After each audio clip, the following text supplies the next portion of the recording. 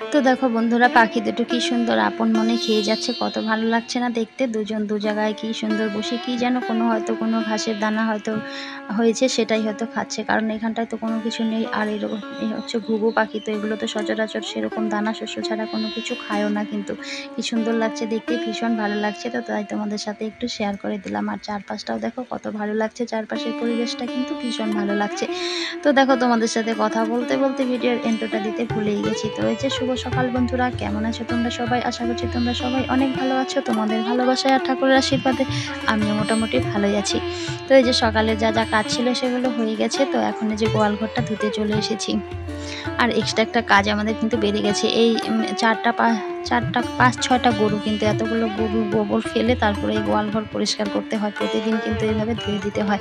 তো যেদিন আমার সকালে রান্না থাকে সেদিন আমি কিন্তু এই কাজটা করি না। তো আমার যেহেতু দুপুরে রান্না আছে, এর জন্য সকালে হচ্ছে আমার কাজ গোবর ফেলা, গরুর ঘর ধুয়ে দেওয়া, তারপরে গরুর খাবারে জল দেওয়া, তারপর হচ্ছে উঠান ঝাড় দেওয়া, ঘর মোছা, পূজা দেওয়া, এইগুলো কাজ হচ্ছে আমার সকালের কাজ, যেদিন আমার সকালে রান্না থাকে।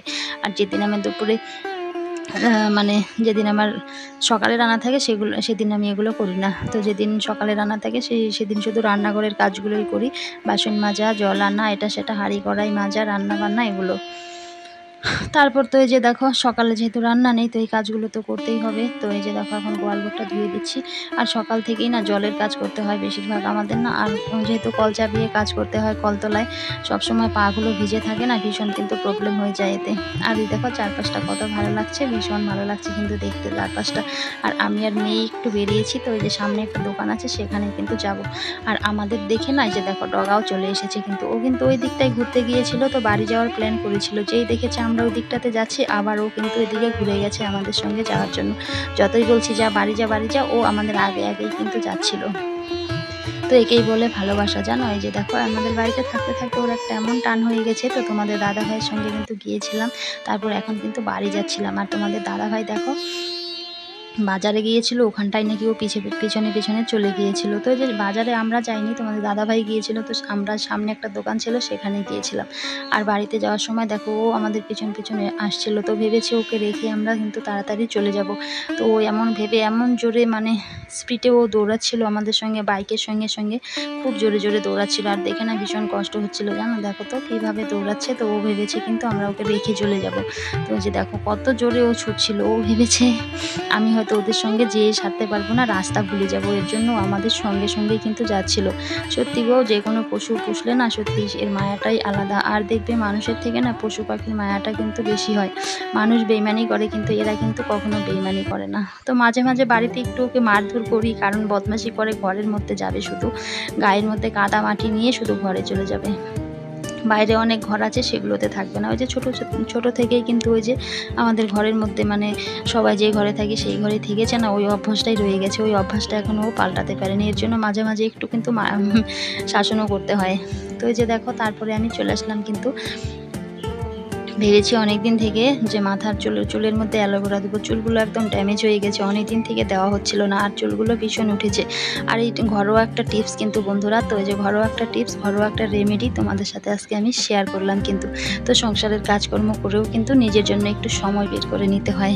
তো নিজের সময়টা নিজেকেই বের করে নিতে হবে, আর নিজের যত্ন নিজেকেই মানে নিতে হবে।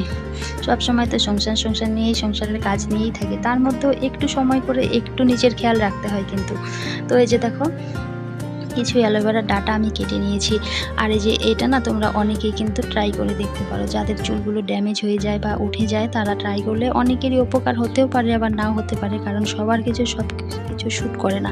তো আমার তো এটা ভীষণ শ্যুট করেছিল, ভীষণ মানে ভালো রেজাল্ট পেয়েছিলাম আমি। তো এই যে অ্যালোভেরার জেলগুলো আমি এখন বের করে নিচ্ছি আস্তে আস্তে, দুপাশ থেকে ডাটাটা কেটে দিয়ে মাঝখানের, তারপরে এই যে উপরের একটা পাট উঠিয়ে দিয়ে হালকা করে আলতো করে যে কোনো একটা মানে চামচ দিয়ে বা কাটারি দিয়ে এভাবে আস্তে করে টান দিবে, দেখবে একদম সুন্দর জেলটা কিন্তু বেরিয়ে আসবে।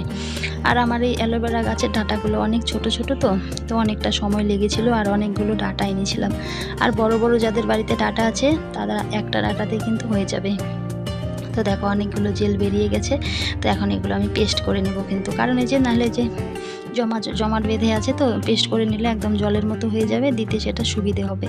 তো এই যে এটা একদম কিন্তু পেস্ট করে নিলে একদম জল হয়ে যাবে, কিন্তু খুব সুন্দর হয় কিন্তু পেস্ট করে নিলে।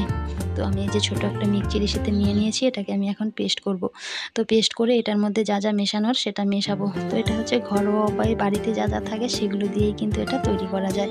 তো যে যেটা মানে ইউজ করো, যে তেল ইউজ করো, মানে যে শ্যাম্পু ইউজ করো, সেটাই এটার সঙ্গে কিন্তু পরিমাণ মতো একটু মিশিয়ে নেবে। আর তেলটা একটু সামান্য বেশি দিবে, আর শ্যাম্পুটা অতটা বেশি দেওয়ার দরকার নেই। তো এটা দিয়ে তারপরে মাথাটা মানে ধুয়ে নেবে ভালো করে। পরে আর শ্যাম্পু দিলেও হয়, না দিলেও হয় কিন্তু, কারণ এটার সঙ্গে শ্যাম্পু থাকে। আর এটা দেওয়ার পরে না চুলটা এতটা সফট হয়, এতটা স্মুথ হয়, ভীষণ ভালো হয় কিন্তু। তো সবার শ্যুট করে না, তো আমি সবাইকে বলছি না, যাদের অ্যালোভেরা শ্যুট করে স্কিনেই বলো আর চুলেই বলো, তারা এটাই অ্যাপ্লাই করতে পারো। আমার তো স্কিনেও অ্যালোভেরা শ্যুট করে, আর মানে চুলেও কিন্তু অ্যালোভেরা আমার শ্যুট করে, আর এটা শ্যুট করলে কিন্তু ভীষণ ভালো।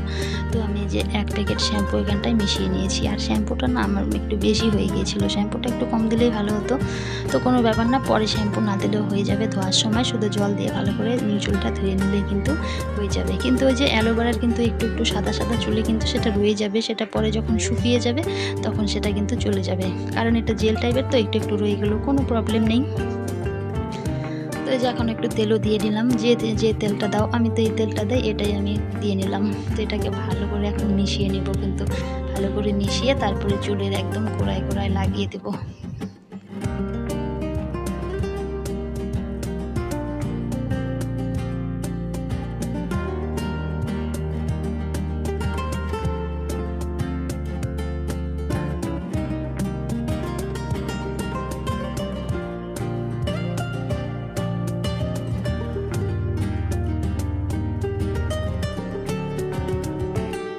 আর আমাদের মতো দেখো যে সাধারণ বাড়ির বউরা বা সাধারণ মধ্যবিত্ত মানুষরা কিন্তু আমরা সবসময় পার্লারে যেতে পারি না। আর আমি তো কোনোদিনও পার্লারে কোনো চুল বলো, কোনো মানে ফেসিয়াল বলো, কোনোদিনও কিছু করাই না। চুলটা আগে কেটেছি, বিয়ের আগেও কয়েকবার কেটেছি, বিয়ের পরে দুবার কেটেছিলাম। বিয়ের পরে চুল পার্লারে দুবার না একবার কেটেছিলাম, তারপরে আর কাটাও কিন্তু হয়নি, কোনো মানে কেয়ারই কিন্তু পার্লারে করিনি। তো ভাবলাম বাড়িতেই যদি এটা করে যদি উপকার পাওয়া যায় তাহলে ক্ষতি কী বলো।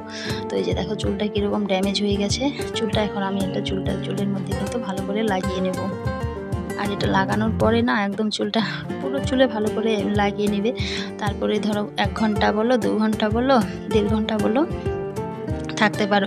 আবার এটা অনেকের কিন্তু সমস্যা হয়, যাদের মানে ঠান্ডার প্রবলেম, অ্যালোভেরা যেহেতু ঠান্ডা জিনিস, অনেকের আবার ঠান্ডা লেগে যায়। তো আমার তো কোনো প্রবলেম হয়নি। তো যাদের ঠান্ডার প্রবলেম আছে তারা হয়তো তাদের শ্যুট নাও করতে পারে, ঠান্ডা লেগে যেতে পারে, কারণ অ্যালোভেরা জিনিসটা না ভীষণ ঠান্ডা কিন্তু। আর এটা দেওয়ার পরে মাথাটা এত ঠান্ডা হয় না, ভীষণ ভালো লাগে। আর আমার তো সবসময় মাথাটা না একদম গরম হয়ে থাকে, তো অ্যালোভেরা দিলে না মাথাটা বেশ ঠান্ডা হয়, বেশ ভালো লাগে। তো এটা আমি এখন এই যে ভালো করে কিন্তু লাগিয়ে নেব। তো লাগিয়ে 1-1.5 ঘন্টা রেখে দেব, যা যা কাজ আছে সেগুলো সারবো, তারপরে স্নান করে নেব।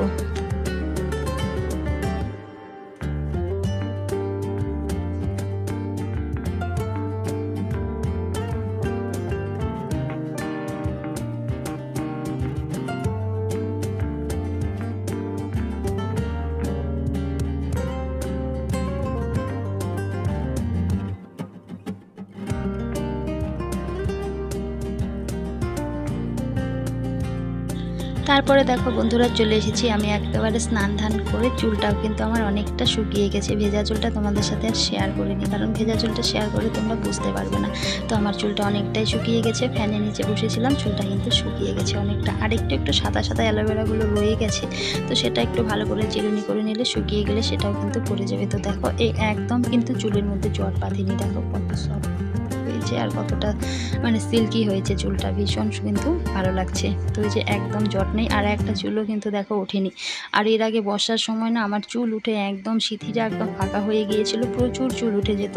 তো যে এটা দেওয়ার পরের থেকে না অনেক দিন থেকে অনেকটাই কমেছে চুল ওঠা, অনেকটা বলতে একদমই কিন্তু কমে গিয়েছে। তো ওই যে মাঝে মাঝে এটা দিতে হয়, তো ওই যে 1-2 বার দিয়ে বসে থাকি, আর দেই না, দেওয়ার মানে সময়ই হয় না।